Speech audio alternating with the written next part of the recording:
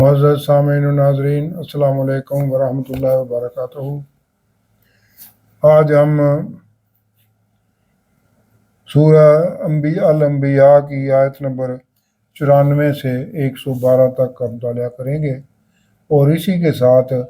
اس سورت کا مطالعہ بھی مکمل ہو جائے گا۔ تو ابتدا میں چند آیات کی تلاوت۔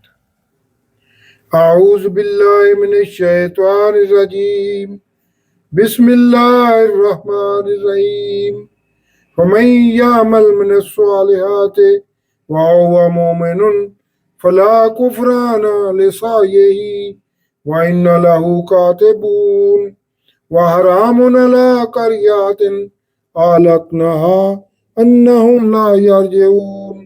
حتى إذا فتحت یاجوج و ماجوج وهم من کل حدب ینسلون واقترب الوعد الحق فإذا هي شاخصة أبصار الذين كفروا یا ویلنا قد كنا في غفلة من هذا بل كنا ظالمين۔ صدق اللہ العظیم۔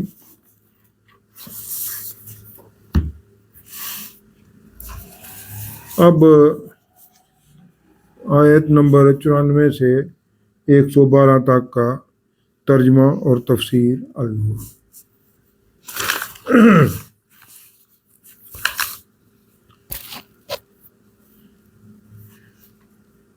سورت کے اس آخری رکوع میں توحید و رسالت اور مظاہر قدرت کے موضوعات کو سمیٹتے ہوئے خلاصہ کلام بیان کیا گیا، یعنی پہلے حصے میں توحید، پھر مظاہر قدرت، پھر تاریخی حوالہ جات کے لیے انبیاء اور رسل کے حالات و واقعات۔ تو ان تینوں کے جائزے کے بعد اب یہ اس کی سمری، اس کو سب کو سمیٹا جا رہا ہے۔ اور جو بھی اللہ کی رضا اور خوشنودی کے لیے اچھے کام کرے اور ہو مومن، تو اس کی کوشش کی بے قدری نہیں کی جائے گی، یعنی اللہ اور آخرت پر ایمان رکھنے والے کو اس کے اخلاص اور اظہار کے مطابق ان کے نیک اعمال کا اجر دیا جائے گا، اور ہم اسے اس کے ہر چھوٹے چھوٹے اور بڑے سے بڑے نیک عمل کو لکھ رہے ہیں، اور حرام ہے اس بستی پر جس پر اللہ کا عذاب نازل ہوا، جس کے باشندوں کو ہم نے ہلاک کر دیا کہ وہ پھر لوٹ کر آ سکیں، یعنی دوبارہ آ کر کبھی آباد ہو جائیں، یا یہ بھی کہ بے راہ رہو اور سرکش قوم نبی رسول آ جانے کے بعد بھی توحید اور آخرت پر ایمان نہیں لاتی، پھر اسے صفحہ ہستی سے مٹا دیا جاتا ہے، اور وہ دوبارہ لوٹ کر نہیں آ سکتی، یہاں تک کہ جب قرب قیامت کے وقت یاجوج و ماجوج کھول دیے جائیں گے، اور وہ سیلاب کی طرح ہر اونچائی سے ڈھلکتے ہوئے آئیں گے، جنہیں ذوالقرنین نے 2 بند کے مقام پر دیوار تعمیر کر کے روک دیا تھا۔ اب یہ اس کی تھوڑی سی تفصیل بیان کرتا ہوں۔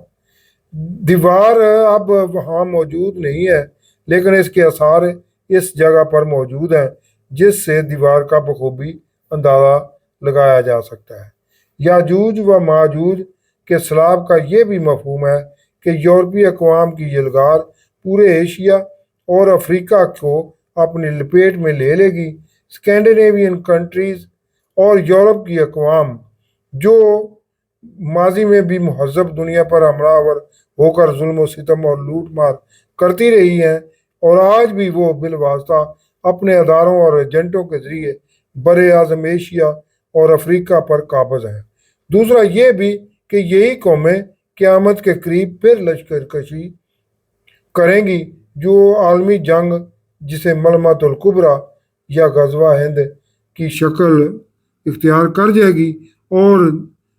مشرق وسطیٰ، شام اور فلسطین کا علاقہ میدان جنگ بنے گا۔ یہی جنگ ان علاقوں میں تباہی اور بربادی کا سبب ہوگی۔ یہ جنگ خراسان اور مشرقی ممالک کے مسلمان، جس میں پاکستان بھی شامل ہے، کی مدد سے جیتی جائے گی۔ اسی دوران حضرت عیسیٰ علیہ السلام کا ظہور شام کی ایک مسجد میں ہوگا اور وہ امام مہدی علیہ السلام کی امامت فجر کی نماز ادا کریں گے۔ حضرت عیسیٰ علیہ السلام کی آنکھوں سے مخصوص قسم کی نظر نہ آنے والی شعائیں نکلیں گی جو آج کی لیزر شعاؤں سے بھی زیادہ طاقتور اور مؤثر ہوں گی۔ آپ ان کو پہلے بھی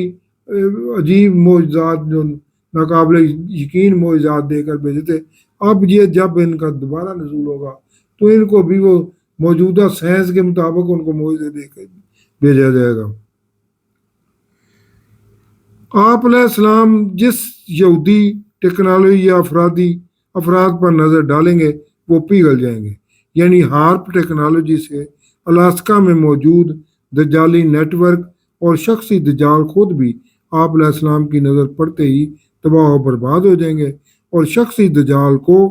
حضرت عیسیٰ علیہ السلام اسرائیل میں موجود مقام لد پر قتل کر دیں گے۔ مقام لد کے مقام پر اسرائیل کا سب سے بڑا ہوائی اڈہ ہے، اور خیال کیا جاتا ہے کہ وہ دجال کا جہاز بھی اسے ہوائی اڈے مقام لد پر ہی کھڑا ہوگا، جہاں وہ بھاگنے کی کوشش کرے گا اور اس کو حضرت عیسیٰ علیہ السلام پکڑ کر مقام لد کے مقام پر ہی قتل کر دیں گے۔ جن ممالک پر یہ یاجوج و ماجوج جلگار کریں گے وہ امالیہ اور وسطی ایشیا کے پہاڑی سلسلوں کے شمال میں واقع ہے۔ ہو سکتا ہے کہ یورپی اقوام کی جلگار انہی راستوں سے ہی ہو اور وہ جنوبی ممالک پر حملہ آور ہوں، اور جس کی صاف بندی ہو چکی ہے،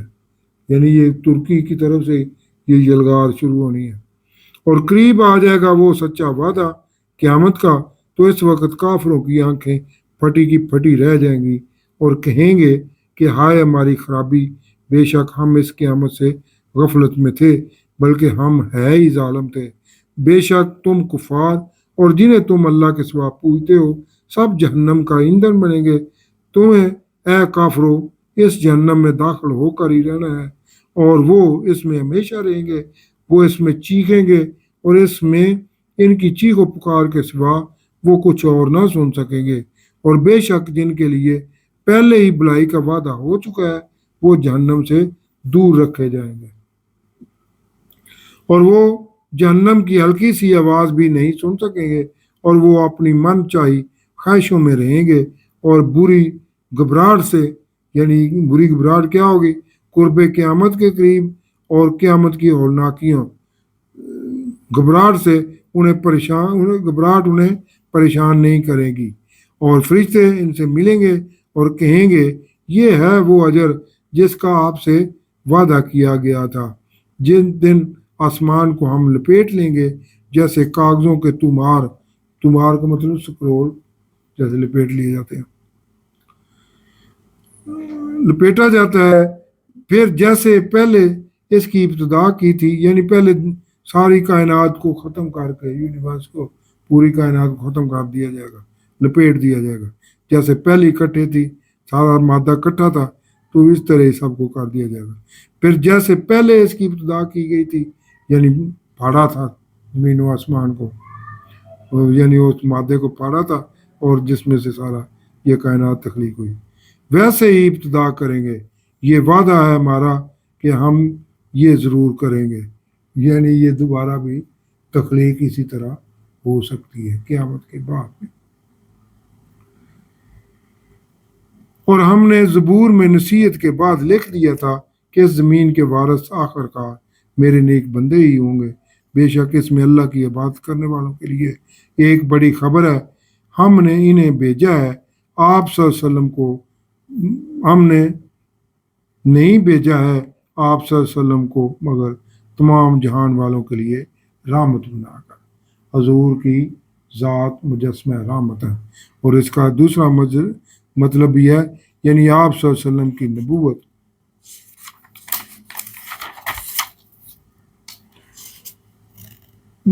اور رسالت تمام جہان والوں کے لیے ہے۔ نبی کی اور نبی بھی ہوں حضور نبی کریم، تو نبی کی ذات ہی رحمت ہوتی ہے، تو یہ رحمت کا مطلب ہے کہ یہ ان کی نبوت ہی رحمت ہے، تو یہ نبوت جو ہے پوری دنیا کے لیے۔ اس لیے آپ صلی اللہ علیہ وسلم کی دعوت و تبلیغ پر تمام بنی نوع انسان کو ایمان لے آنا چاہیے، ورنہ دنیا اور آخرت میں منکرین کی تباہی اور بربادی ہوگی۔ آپ صلی اللہ علیہ وسلم فرما دیں کہ مجھے تو یہی وحی کی جاتی ہے کہ تمہارا کوئی معبود نہیں مگر ایک اللہ ہی معبود ہے، تو کیا تم اسے تسلیم کرتے ہو اے کفار؟ اتنی ساری نشانیاں دیکھنے کے بعد بھی کیا تمہیں قابل قبول ہے اللہ کی ابدیت؟ پھر اگر وہ منہ موڑ لیں تو آپ صلی اللہ علیہ وسلم فرما دیں کہ میں نے تمہیں واضح طور پر بتا دیا ہے اور میں نہیں جانتا کہ جس قیامت کا تم سے وعدہ کیا جا رہا ہے کہ وہ قریب ہے یا دور، اور بے شک وہی اللہ جانتا ہے اونچی آواز سے کی گئی بات کو، اور اسے بھی جانتا ہے جسے تم چھپاتے ہو، اور میں کیا جانوں کہ قیامت میں تاخیر تمہارے لیے کوئی آزمائش ہو اور کچھ ایسا تمہیں فائدہ دینا مقصود ہو۔ آپ صلی اللہ علیہ وسلم نے کہا کہ اے میرے رب، حق کے ساتھ فیصلہ کر دے، اور ہمارا رب ہی ہے جس سے مدد مانگی جاتی ہے ان سب باتوں کے سدے باب کے لیے جو تم اے منکرین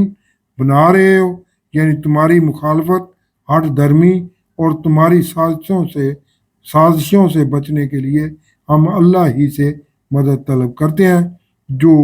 ہم پر بہت مہربان ہے۔ اس کے ساتھ ہی یہ